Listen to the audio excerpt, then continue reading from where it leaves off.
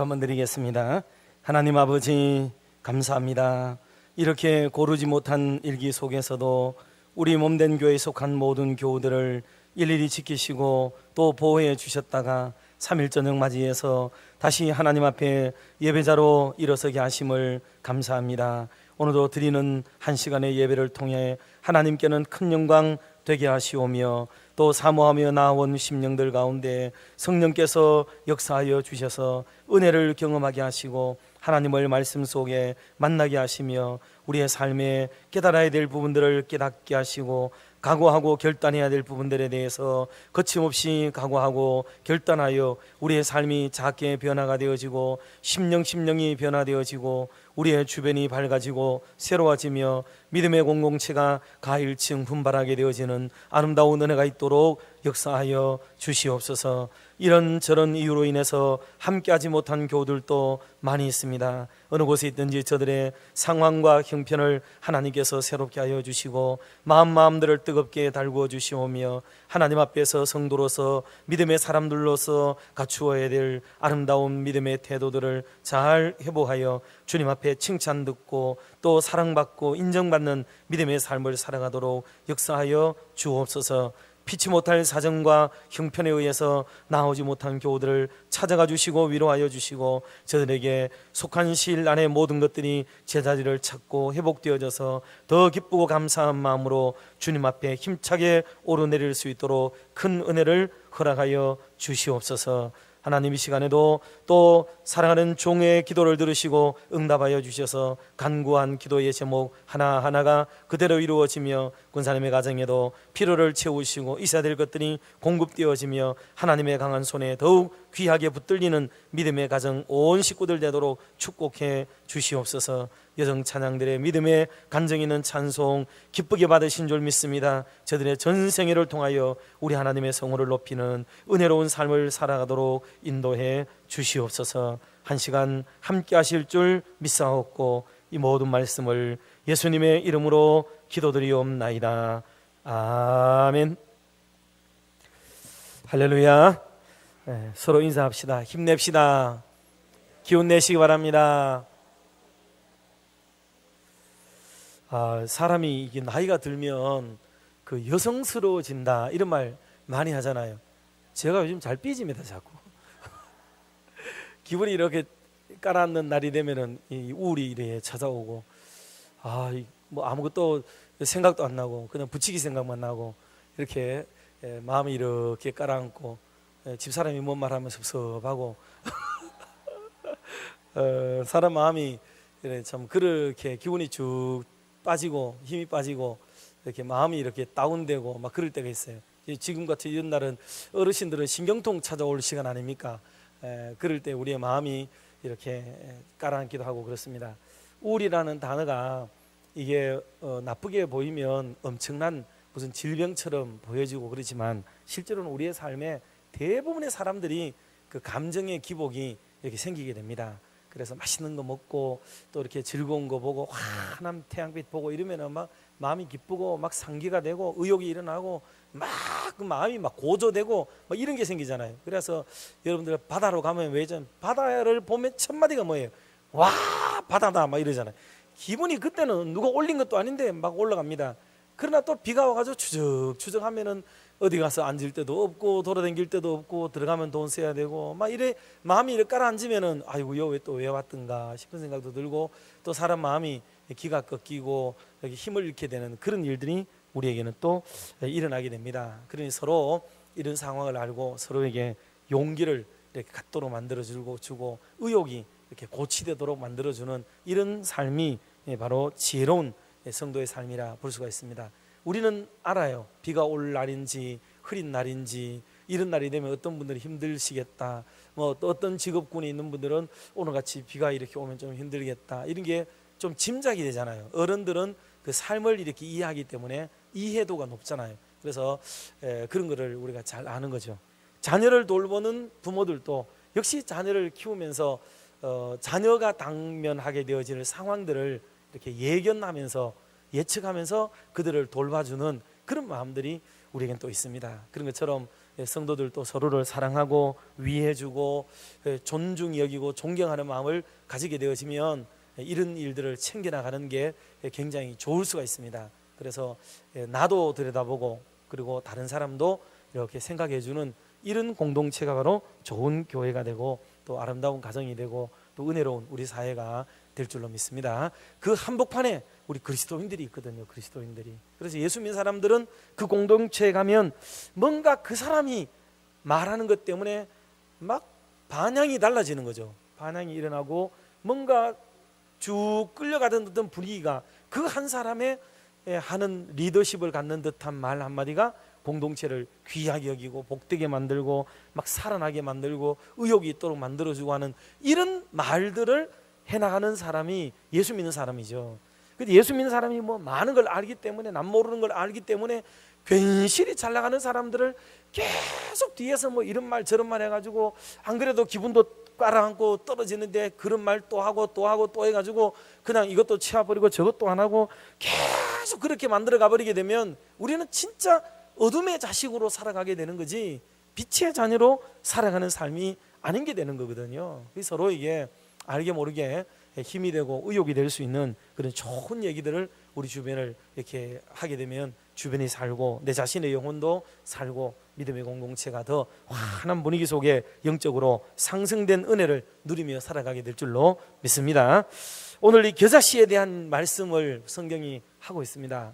이 본문은 우리가 내용을 사실은 다 잘 알고 있는 그런 말씀이에요. 이 겨자씨의 내용을 통해서 천국을 비유하고 있습니다. 그렇죠? 겨자씨는 천국을 비유하는 것인데 그것은 마치 천국 시민의 삶을 또한 이야기하고 있는 것과도 같아요. 그러니 왜냐하면 하나님의 나라라는 것도 천국이라는 것도 교회라는 것도 어떤 공동체가 따로 있는 게 아니에요. 그 한 사람 한 사람이 곧 백성이 되고 성도가 되고 그 사람이 하나님의 나라를 이루는 게 되는 거거든요. 하나님의 나라가 물리적인 나라이기도 하지만은 그러나 실제로는 성도 한 사람 한 사람 그 시민권을 가진 한 사람 한 사람이 모여서 국가를 이루고 민족을 이루고 그 사람이 곧 하나님의 나라의 그 근간을 이루게 되는 게 되기 때문에 하나님의 백성들 한 사람 한 사람을 세우는 일을 귀하게 여기는 거거든요. 그래서 천국에 대한 비유는 사실 알고 보면 성도들 한 사람 한 사람의 삶의 방향성을 우리에게 가르쳐주는 그 말씀과 같은 거라고 볼 수가 있어요. 그러면 지금 오늘 말씀을 나누고 싶은 그런 주된 주안점 중에 하나가 뭐냐면 잘 아시겠지만 우리 사회가 너무 양극화 현상이 있습니다. 이 양극화는 정치적인 입장에서의 양극화를 말하는 게 아니고 사람이 예컨대 가진 사람, 배운 사람, 혹은 높은 사람, 혹은 어른 이런 분들은 약자 또 잘 가지지 못한 사람들 또 많이 배우지 못한 분들 뭔가 삶이 좀 어수룩하고 좀 반듯하지 못한 분들 이런 사람들을 대하면 이분들은 어떻게 대하느냐 하면 무시하고 함부로 하고 깔보고 뭐 그렇게 대하는 경향성이 너무 우리 사회가 지금 많다는 거예요. 이게 굉장히 많습니다. 그리고 반대로 또 어떻게 보면 아랫사람 뭐 사람이 위아래가 있는 건 아니지만 그래 말하면 다 알아들으시는 얘기니까요. 말꼬리 잡으려고 그러면 끝도 없는 거고 그 말의 의미를 아시면 되지 않겠습니까? 보통 이제 말하는 아랫사람 그리고 또 이렇게 낮은 데 있는 분들 혹은 윗사람들을 생각해야 하고 또 리더십을 가진 사람들을 생각해야 될 그런 어떤 위치에 있는 사람들은 사정없이 그들을 공격하고 사람도 아닌 것처럼 여기고 어떻게 그런 인생을 사느냐고들 얘기를 할 정도로 우리 사회는 엄청난 양극화 현상을 가지고 있어요. 이게 섞어줄 수 있느냐? 절대로 안 됩니다. 저도 어느 날 그걸 알겠더라고요. 어느 날 돌아보니까 이거는 몇 마디 말로 사람을 어떻게 얘기해서 돌아오게 할 수 있는 이야기가 아니에요. 이미 우리 사회가 이 부분이 가정에도 마찬가지고 교회도 마찬가지고 국가도 마찬가지고 학교도 마찬가지고 괜시리 내가 낫다고 생각하는 사람은 무조건 윗사람을 향하여 거부의식을 가지고 있습니다. 거부감을 굉장히 강하게 가지고 있고요.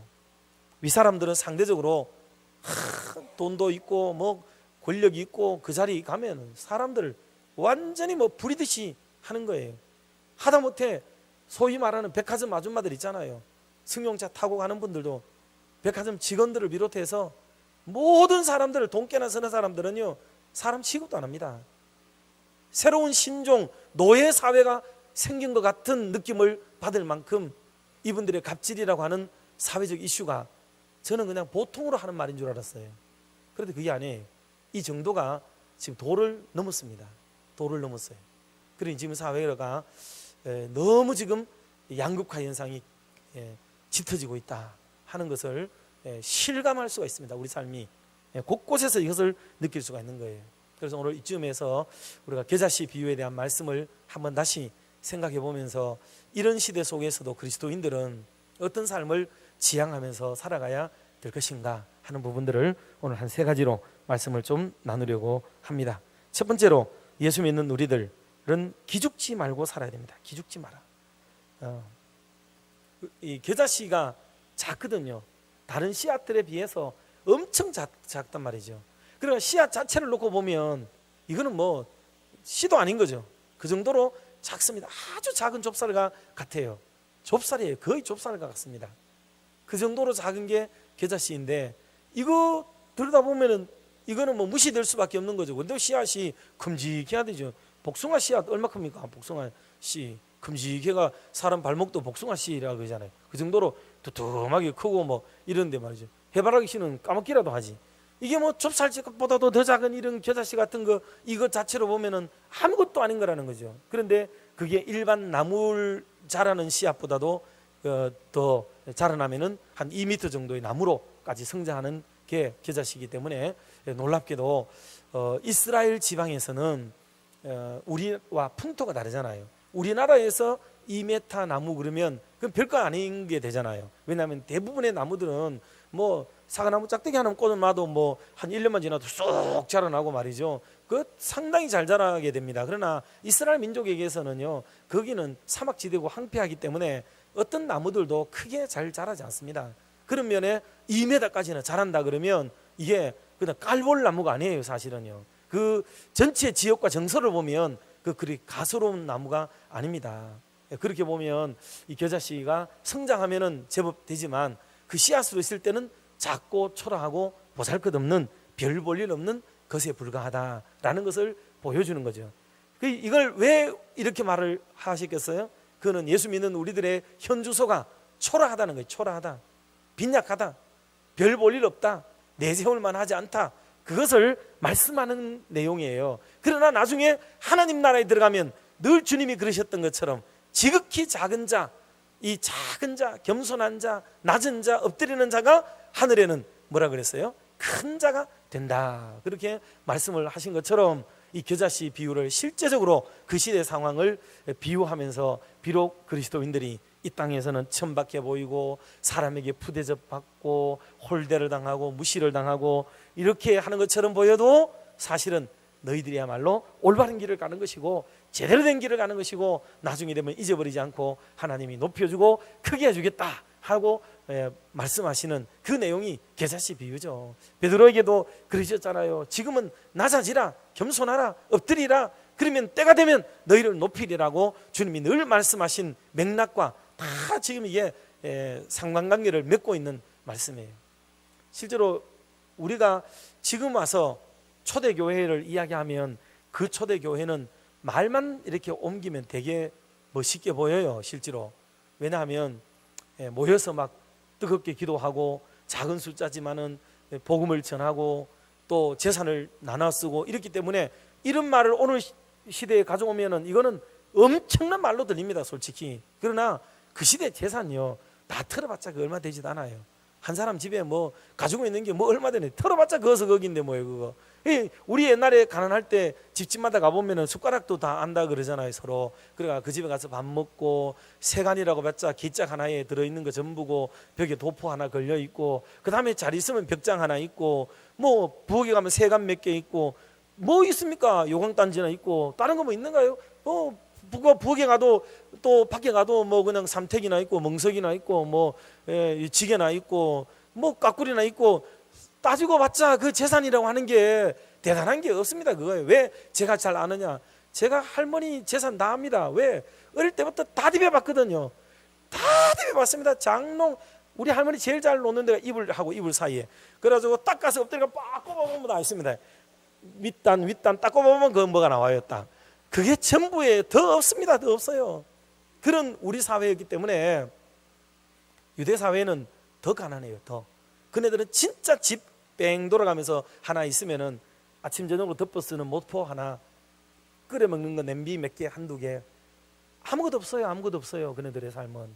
그러니까 빵이 있으면 같이 먹고 생기면 같이 먹고, 그 재산의 유무라는 게 제가 이렇게 비관적으로 말하는 게 아니고 현실성 있게 보면 그다지 그렇게 뭐 말을 따오면 위대한 얘기인데 실제로 그 재산은 다 털어도 별로 안 돼요. 그래서 지금 같은 경우는 그 재산이 크고 많고, 옛날 여러분들이 정도 되면요, 어지간한 집들은 옛날에 임금님보다도 재산이 더 많은 집도 있어요. 사실 임금님 뭐 돈 많은 줄 압니까? 맨 자기들 식소를 많이 거느려야 되고 그 해마다 세금 받아야 빠듯하지, 그 돈 그렇게 축적하고 살아갈 수 있는 게 안 됩니다. 왜? 돈 들어오면 전부 여자들 많고 일해야 될 게 많고 상금 줘야 되고 이러기 때문에 그네들도 돈 많이 없었어요. 나라도 마찬가지고요. 그렇습니다. 그렇기 때문에 실질적으로 오늘 시대가 집도, 사는 집도 좋고 먹는 것도, 음식도 엄청 잘 먹고요. 그러니까 좋은 거죠. 그래서 지금 시대는 서로 나누고 니 거 내 거 섞어 살고, 이게 현실적으로 엄청 어려운 그런 시대를 살아가고 있습니다. 그러나 그 시대는 예수 믿는 사람들 같이 댕기면서 어울려 가지고 뭐 한다 그래봤자 거기에 다 사는 것도 그렇고 그냥 비루하고, 그냥 뭐 이렇게 감정과 믿음과 이런 거는 단단하고 이렇게 보여도 실제로 그네들이 돌아다니면서 해봤자 어설픈 청년 내남땡이 돌아다니면서 예수 믿으라고 얘기하는 것이 전부였고, 그러니 복음을 전하는 소리도 가냘픈 소리, 작은 소리,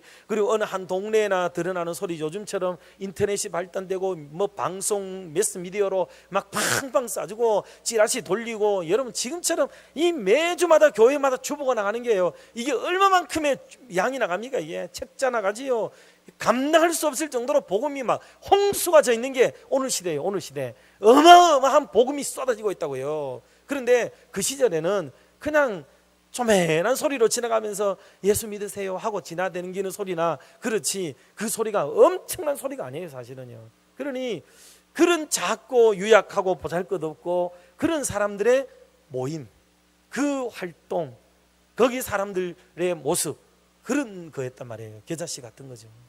그런데 그 속에서 하나님의 나라가 보이기 시작하고, 그것이 소아시아를 지나가 마케도니아를 비롯해서 소아시아를 지나가고 유럽으로 복음이 전하고 아시아로 오고, 지금은 전 세계 대륙마다 주님의 복음이 증거되어져서 이 땅 가운데도 하나님의 나라가 이와 같이 어마무시한 왕성한 세력을 가지게 되는 것이 바로 겨자씨의 비유라는 거예요. 겨자씨 비유. 오늘 복음 앞에서나 실제적으로 우리 생활 속에 좀 연약하고 또 내가 좀 병약하고 가진 게 없고 많이 못 배우고 좀 뭔가 시들시들해 보이는 우리 자신들일지라도 여러분, 우리가 기죽을 필요는 없다는 사실이에요. 용기를 내시고 하나님이 우리를 축복하시고 하나님 우리를 붙드시고 하나님 우리를 상관하시고 하나님 우리를 향하여 생각하시면 하나님이 크고 놀라운 은혜의 역사를 베푸실 줄로 믿습니다.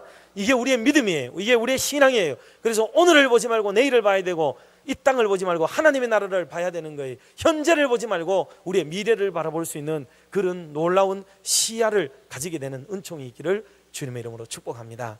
이것이 바로 겨자씨 비유의 핵심 내용 중에 하나라고 볼 수가 있는 거예요. 오늘 이런 얘기가 있어요.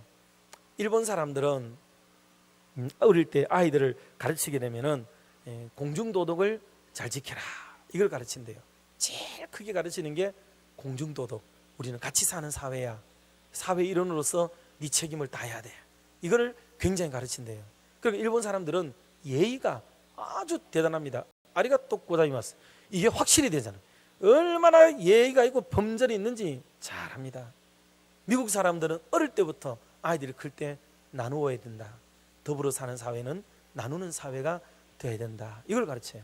그래서 미국 사람들은요, 어디에 고아가 있다, 또 부모 잃은 사람이 있다, 어디 재난 만난 사람이 있다, 이러면 제일 먼저 쫓아갑니다. 전 세계 어디라도 쫓아다니고, 저 사람들이 저렇게 오지랖 넓게 전 세계 국가경찰로서 살아가게 되는 게 욕심 때문에만 그런 줄 아십니까? 민족 속성, 자라난 그들의 삶의 바운더리가 눈만 뜨면 남도 없는 일만 얘기하고 살아나는 사람이에요. 그러니까 기부 행위가 제일 많은 나라가 미국이에요. 미국. 자기들은요 이미 돈 벌면 50%는 무조건 사회로 다 나갑니다. 다 나갈 정도로 그렇게 남들을 돕고 베푸는 일이 아주 자연스럽게 이루어지게 되죠. 그래서 국가도 어느 나라를 돕자, 전쟁 자금 대주자, 뭐 해야 된다. 그럼요 기아, 기근, 박해, 질병, 전쟁 곳곳마다 거기에 여러분 유엔이 뭐 돈 많이 쏟는 거 보이지만은 유엔의 돈도 미국 돈이 많고요. 근데 미국이란 나라가 엄청나게 전 세계에 기부 행위를 제일 많이 하는 나라 아닙니까? 지금 우리나라가 선교사 많이 보낸다고 그러는데 선교사가 우리나라가 선교사들이 뭐 우리 교단만 한 2,500명 정도 이렇게 보이고 한 수천 명 돼요. 다 하면은. 그러나 미국은 수만 명입니다. 수만 명.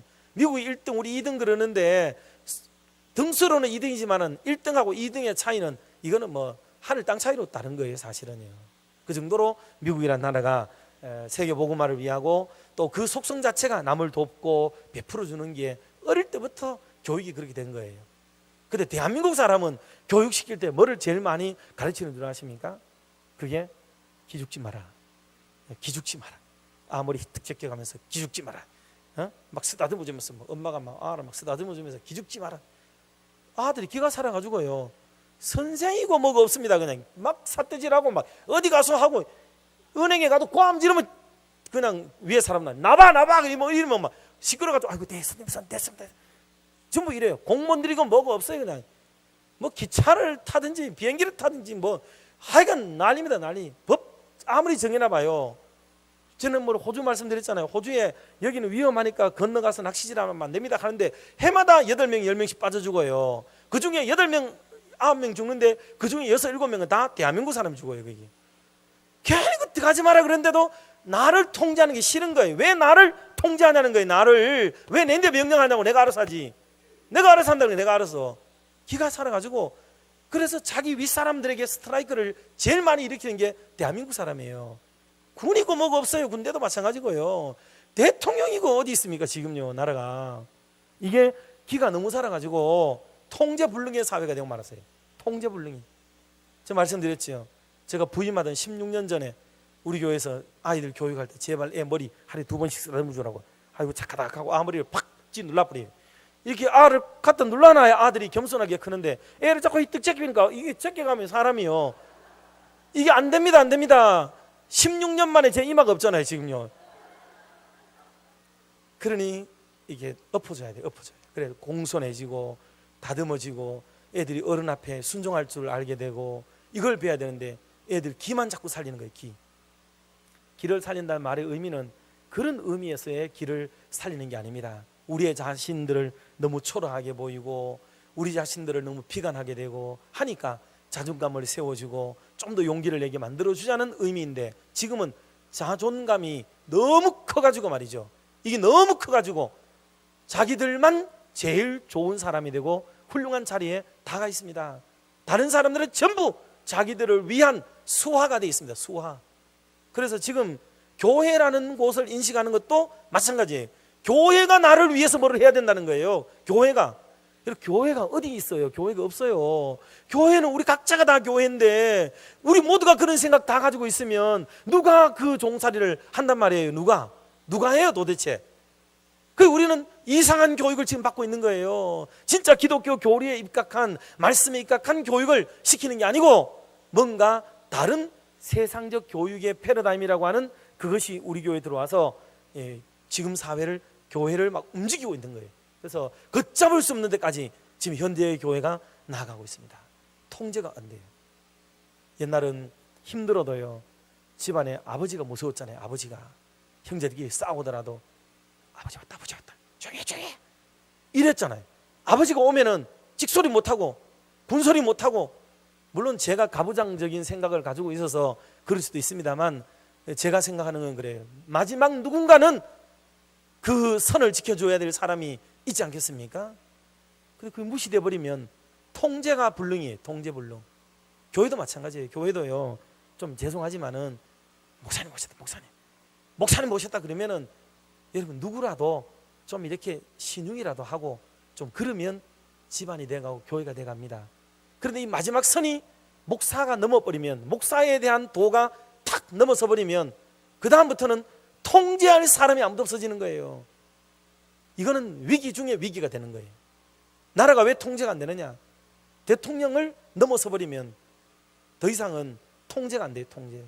뭐가 통제할까요? 도대체 스스로가 통제가 돼요? 안 됩니다.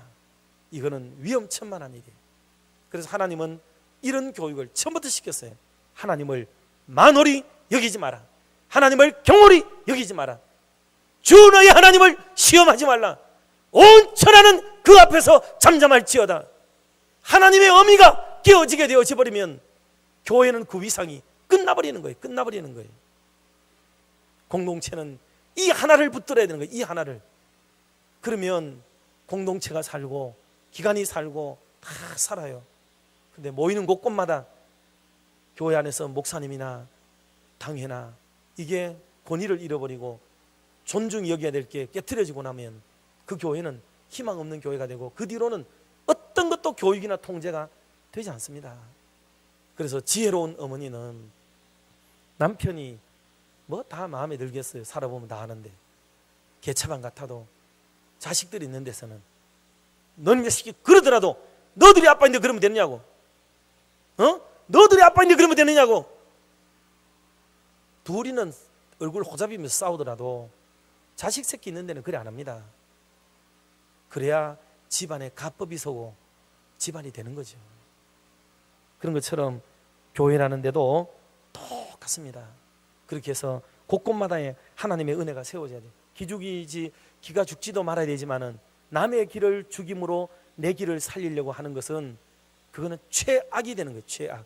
그래서 우리 기가 죽지 않는 것은 우리의 삶을 두고 비관하지 않고 내 삶의 형국이 힘들어도 이것 때문에 막 가라앉지 않고 내 삶을 저주하지 않고 그렇게 살아가는 것을 의미하는 거예요. 그게 남을 막 기죽이고 뭐 하라는 뜻은 아닌 거죠. 그래서 오늘 우리의 삶이 이것을 하나 꼭 지켜나가게 되면 기독교인들의 삶이 사람들에게 보여져요. 산 위에 있는 동네처럼 사람들에게 다 보여집니다. 저래도 저 기관은 이러하고 저 가정은 이러하고 저 또 공동체는 이러하다라고 말하는 그 말들이 바로 이 겨자씨와 같은 은혜의 역사를 낳게 된다 하는 것입니다. 이 놀라운 은혜의 삶을 되새김질하면서 지혜롭게 살아가는 우리 교우들 되시기를 주의 이름으로 축복합니다. 두 번째는 성장하라. 성장하라. 겨자씨는 가장 작지만 이게 성장해야 되거든요. 성장. 자라나는데 생명의 역동성이 있고 그리고 생명은 자라남으로써 생명이 되는 거거든요. 자라나야 됩니다. 그런데 놀라운 것은 뭐 예수님도 자라는 것에 대해서 말씀 많이 하셨잖아요. 사람과 하나님과 사람 앞에 사랑스러워가고 지혜롭게 되어가고 그렇게 되어가는 것을 말씀하셨고 다른 제자들도 그렇게 자라나셨고 그리스도의 장성한 분량에 이르도록 성장할 것을 계속 말씀하셨기 때문에 뭐 이론을 제기할 필요가 없이 우리는 성장하고 자라나야 됩니다. 그런데 문제는 뭐냐 하면 성장통이 온다는 거예요. 성장통. 성장통. 자라나는데 하루아침에 자라는 게 아니잖아요.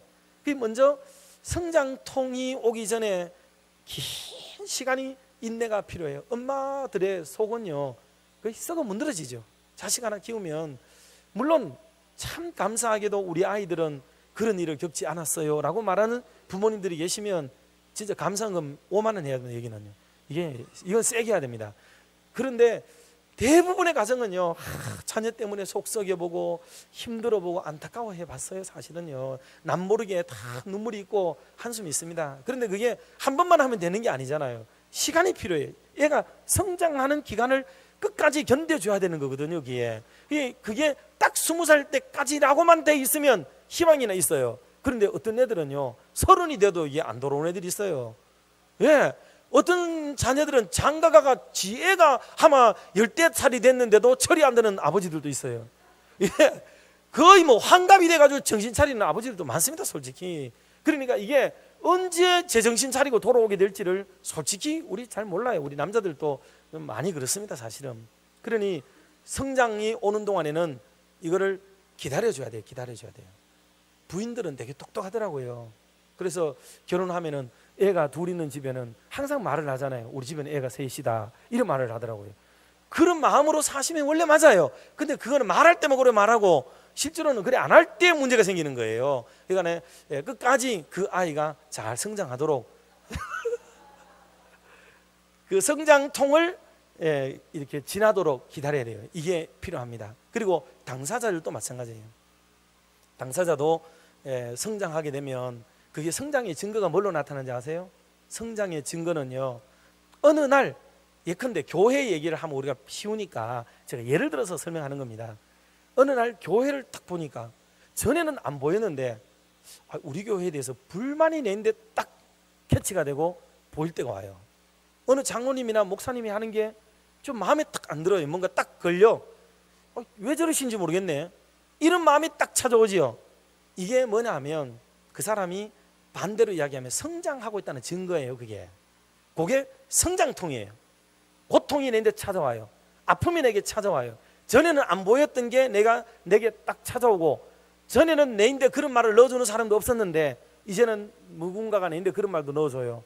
그래서 사회적으로나 내 개인적으로나 내가 어느 정도 이렇게 자리를 매김하고 커가고 있다는 증거예요. 그게 그럴 때 이거를 가지고 긍정적으로 반응을 일으키고 믿음으로 이거를 잘 승화시켜 가지고, 그렇더라도 내가 시험에 들면 안 되겠다, 내가 교회를 위해서 기도하고 더 목사님을 위해서 기도하고 자녀들을 위해서 교우들을 위해서 내가 기도해야지, 내가 이러면 안 되겠다, 이렇게 영적으로 해석을 하고 이겨내는 사람은 건강한 사람으로 성장을 해요. 그런데 이때 한번 삐뚤어지는 사람은요, 이게 사춘기를 맞는 아이들과 똑같아요. 그래가지고 매 순간 걷어차고 삐딱선을 타고 입은 삐쭉, 눈은 막 째려보고 이렇게 계속 그렇게 막 살게 돼 있는 거예요. 이게 그러다가 나중에 돼가지고 이분들이 한마디 해요. 아이고 내가 그렇게 하면 안 되는데, 그랬더라도 그러면 안 되는데, 이런 말을 해요. 그러면 그 세월이 언제냐면 10년 20년이 훌쩍 지나가고 난 뒤에 그 말이에요. 그러면 가장 황금기, 가장 알찼던 시기, 정말 마음을 모고 뜻을 모고 하나님의 일을 했어야 될 그 시간들은 15년 20년의 세월이 다 지나가 버린 거예요. 그리고 나중에 되면 깨닫기는 깨닫는데 감사한 일이죠.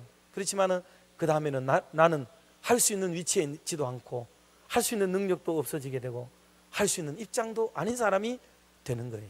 개인은 깨달았지만은 교회는 큰 고통과 어려움을 벗어나지 못하는 아픔이 우리에게 찾아오게 되는 거예요.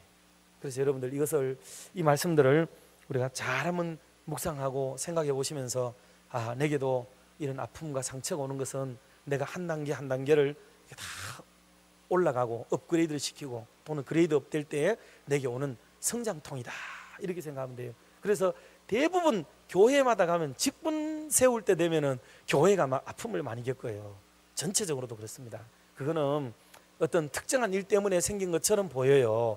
겉으로 보일 때는 다 일이 있습니다. 어떤 사건 때문에 생기는 거예요. 그러나 그거를 넓게 크게 길게 보면 이것을 통해서 하나님이 우리를 깨우시고 우리에게 엎드리게 만드시고 우리를 더 단단하게도 하시기 위하고 더 귀하고 좋은 복을 주시고 우리를 한 단계 그레이드업 시키기 위한 하나님의 방법이구나라는 것을 우리가 알게 됩니다. 한국 교회는, 아니 세계 교회는 생길 때부터 항상 그런 진통을 계속 거쳐왔어요. 예수님 때도 마찬가지고 중세도 그러했고요, 근대도 그러고 현대도 그러고 계속 그러고 있습니다. 한 번도 이러지 않은 적이 없어요. 전 세계 교회 어느 교회든지 이런 진통은 계속 있습니다. 그러면서 이거는 우리가 잘못된 눈으로만 보면 교회가 왜 이렇게 맨날 싸우기만 싸우고 문제만 있는가, 이런 눈으로 볼 수 있어요. 그런데 그게 아니고 그것을 통해서 우리가 더 이렇게 성숙하게 되고, 그러는 가운데 그 아픔 속에서 한 사람 한 사람이 빛나는 사람으로 만들어져요. 그 중에서 장로님이 나오고 권사님이 나오고 훌륭한 분들이 나와서 그분들이 나중에 되면 믿음의 말을 후배들에게 해줘요. 어떤 교회는 그러지 마라, 네 나이 때 다 그럴 때다, 집사 때가 되면 다 그래 되고, 재정 안 하다 보면 또 그런 일이 생기고, 교회에 싸우게 돼 있다가 안에서 일하다 보면 그런 아픔도 있고 남들이 모르는 걸 듣기도 하고 보기도 하고 그렇게 돼. 조금만 참아봐, 다 이해가 되고 괜찮아질 거야. 이런 말들을 계속 해주는 거예요. 또 한 머리에서. 그러면서 교회가 아름다워지고 건실해지고 튼실해지고 그러는 가운데도 역사는 이루어지고 주님이 기뻐하는 세계 선교도 이루어지고 국내 전도도 이루어지고 성도들은 성장하고 다음 세대들 올라오고 이런 놀라운 역사가 일어나게 되는 줄로 믿습니다. 할렐루야. 이게 교회예요, 교회. 그래서 교회를 좀 더 큰 거시적인 안목에서 바라다보게 되면 개인의 성장과 그리고 기관의 진통, 교회도 아픔을 겪으면서 그 교회가 계속해서 역사를 간직하게 되고 그런 일들을 통해 반복적인 아픔을 겪지 않으려고 노력을 기울이고 해서 어느 큰 터널을 지나가서 이제 보란듯이 세계 앞에 우뚝 서게 되는 그런 좋은 교회로 탄생하게 되는 겁니다. 오늘 우리 교회도 뭐 이러쿵저러쿵 다 떠나서 하나님이 또다시 지금 현재 우리 47살에 우리 대구 칠곡중앙교회인데 이제 곧 50살을 향해서 이제 다 나갑니다. 50살에 성인병 오지 않도록 하나님의 교회가 더 은혜롭고 건강한 교회로 나아갈 수 있도록 우리가 함께 힘을 모으고 뜻을 모으는 은혜로운 교회 되기를 주의 이름으로 축복합니다. 끝으로 한 말씀 더 드리게 되면 세 번째는 이 그늘이 되라. 그늘. 아까 말씀드렸듯이 겨자씨가 2m 정도 푹 자라고 나면 2m 정도 나무의 그늘은요, 이건 대박입니다. 대박 그늘이에요. 사실 뭐 엘리야가 엎드린 나무도 그러하고요. 그건 엉덩이 쳐박고 머리만 갖다가 이렇게 쳐박고 엉덩이 버쩍 들고 있을 정도로 작은 나무예요. 뭐 요런 정도밖에 나무 안 됩니다. 요런 숲이 엉기정기 해가지고 몇 개 있고 그래도 이게 그늘이 되기 때문에 얼마나 큰 일인지 몰라 대단합니다. 그런데 2m 정도로 자란 나무가 돼가지고 이렇게 그늘을 만들었다 그러면 이거는 대박나무입니다. 대박나무. 그건 이스라엘 현지에서의 감각으로 우리가 느끼셔야 돼요. 그러면 이거는 엄청난 그늘이 되는 거죠. 그러면 그 안에 그냥 누구라도 다 오면은 사람들이 모이면은 비 오는 날 우산 아래 머리 다 밀어놓고 들어가듯이 거기 그늘 안에 사람들이 다 머리를 그 속에 넣고 뜨거운 볕으로부터 이렇게 막음을 받는 게 바로 그늘이라 그렇게 말을 하는 거예요. 그늘. 섭이죠. 거기는 모든 사람들이 그 속에 들어가게 되는 거예요. 사람들의 유형이 다양하지요. 그렇지만은 섭이 크고 숲이 크면 그늘이 크면 거기에 깃들이게 되는 사람들이 더 많아지게 되는 거죠. 그래서 공중의 새들도 그 나무에 깃들이고 아래에도 사람들이 오고 짐승들도 거기에 찾아오게 되고 그렇게 해서 모두가 태양빛을 가리게 되고 그늘로서 거기 보호를 받고 들어가서 생기를 얻고 쉼을 얻게 만들어주는 그것이 바로 겨자씨의 아주 나중이라고 볼 수가 있겠습니다. 그런 것처럼 오늘 우리 교회나 가정이나 우리의 삶의 현장 속에 누구든지 간에 우리에게 찾아와서 그 안에서 위로를 받고 또 평안을 얻고 힘을 얻도록 만들어가는 이런 것이 여러분 진짜 필요해요. 그분들에게 어떤 사람은 아닌 사람이 있어도 보이고 어떤 사람은 당연히 맞아 보이기도 하고 그렇지만 교회는 그런 곳은 아니거든요. 그래서 수고하고 무거운 짐 진 자들아 다 내게로 오라 내가 너희를 쉬게 하리라 하는 대명제가 하나님의 교회 앞에 주어졌잖아요. 그러니 누구든지 여기 와서 다 편히 쉬도록 만들어주고 이 안에서 위로와 새로운 삶을 각오하고 결단하도록 만들어주는 것. 그래서 이 안에서 생기를 얻고 내가 죽으려는 위치 속에 있다가도 대구 칠곡중앙교회를 만나서 거기서부터 내가 새 삶을 살게 되는 그런 동력을 여기서 얻어놓으라고 간증하게 되고 그때 내가 사실 자살하기 전에 마지막 한번 가본 것이 대구 칠곡중앙교회였습니다. 아니면 내가 이 주변에 병원에 계시다 오는 분들도 계시더라고요. 무슨 암이 걸려가지고 죽을 병이 걸려가지고 그런데 이상하게 대구 칠곡중앙교회에 기도하는 사람이 많은지 거기 가서 기도하다가 기도의 응답을 받고 우리 남편이 낳고 우리 가정이 새로운 구원의 역사를 경험하게 되었노라고 하는 이런 간증거리들 등 비롯해서 우리가 상상할 수도 없는 은혜의 역사를 우리 교회를 통해서 베풀어주는 장소, 축복의 장소. 그래서 이 교회를 바로 하나님이 원한 대로 시은소라고 하지 않습니까? 시은소, 은혜를 베풀어 주는 곳, 거기가 바로 시은소가 돼야 되는데 오늘 하나님의 교회 대구 칠곡중앙교회가 그런 섭이 되고 은혜가 되는 축복의 장소가 될 수 있기를 주의 이름으로 축원합니다. 우리끼리 가시 바르듯이 발라내는 교회가 아니고 여기는 누구라도 어느 누구라도 이 속에 들어와서 고침을 받고 위로를 얻고 생기를 얻고 삶의 의욕을 새로이 고치받고 돌아갈 수 있는 그런 장소로서 우리 교회가 사용되어진다면 그게 바로 얼마나 아름답고 좋은 일이겠는가 하고 생각을 해봅니다. 이게 바로 겨자씨가 주는 최고의 메리트라고 볼 수가 있겠습니다. 찬송가 415장 보면은 십자가 그늘 아래 나 쉬기 원하네. 저 햇볕 심이 뜨겁고 또 짐이 무거워 이 광야 같은 세상에 늘 방황할 때에 주 십자가의 그늘에 내 쉴 곳 찾았네 라고 찬송했습니다. 이 찬송을 지은 분은 힘들고 어려운 중에도 자기의 재산을 털고 자기의 그때 당시로서는 승용 촬영할 수 있는 우마차를 팔고 그런 걸 해가지고 가난하고 어려운 사람들을 도왔던 아주 훌륭한 분이 이 노래를 지은 거예요. 이게 참 귀한 거죠. 이런 아름다운 믿음의 공동체, 바로 겨자씨 같은 우리 교회가 되어서 이후로 더 큰 광력의 사역을 감당하고 하나님으로부터 칭찬받는 우리 대구 칠곡중앙교회와 속한 온 교우 여러분들 다 되시기를 주의 이름으로 축원합니다. 기도하겠습니다. 하나님 아버지,